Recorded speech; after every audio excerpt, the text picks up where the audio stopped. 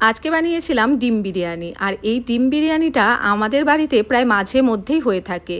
সে রাতের বেলায় হোক আবার দুপুরে হোক। যদি হঠাৎ কোনো ভালো কিছু খেতে ইচ্ছে করে আর সেটা খুব তাড়াতাড়িও হতে হবে, তো সবার প্রথমেই কিন্তু 2 কাপ চাল আমি ভিজিয়ে রাখবো।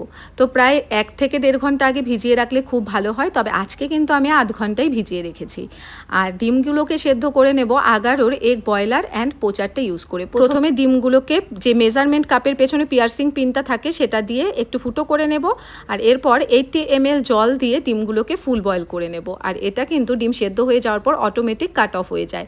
তো দেখো ডিমগুলো সেদ্ধ হয়ে যাওয়ার পর আমি ঠান্ডা জলে ভিজিয়ে দেবো। এরপর ডিমের খোসা ছাড়িয়ে নিয়ে একটুখানি কাট লাগিয়ে নেব, যাতে ডিমের ভেতরে নুন, হলুদ বা মশলাপাতির ফ্লেভার খুব ভালোভাবে ঢুকে যায়। তো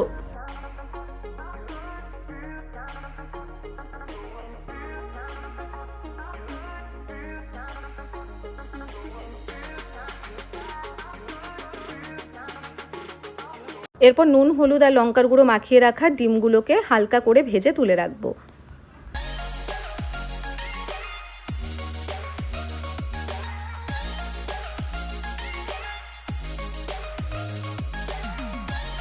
এরপর ওই তেলের মধ্যে গোটা জিরে, তেজপাতা, শুকনো লঙ্কা, গোটা গরম মশলা ফোড়নে দিয়ে 2টো মিডিয়াম সাইজের পেঁয়াজ ব্রাউন করে ভেজে নেব।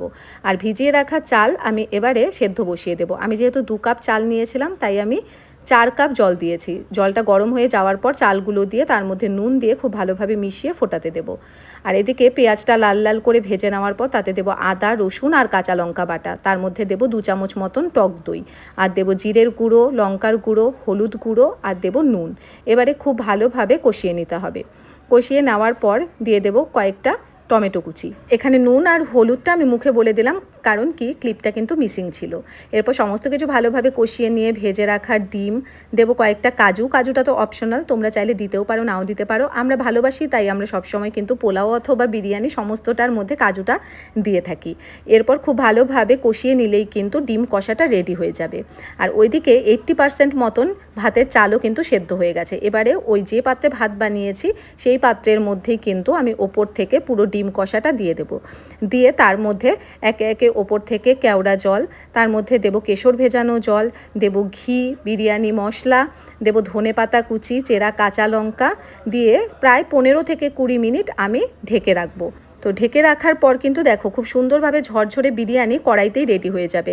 খুব বেশি লেয়ারিং বা দমের দরকার নেই। খুব সহজে চট জলদি যদি তোমরা বিরিয়ানি খেতে চাও তাহলে এই রেসিপিটা অবশ্যই ট্রাই করো। দারুণ হয় খেতে, ঝরঝরে একদম মানে দোকানের মতন। তো আর যদি তোমরা এগ বয়লার অ্যান্ড পোচারটা পারচেস করতে চাও, লিঙ্ক ডেসক্রিপশন বক্সে দেওয়া থাকবে, একবার চেক করে নিও।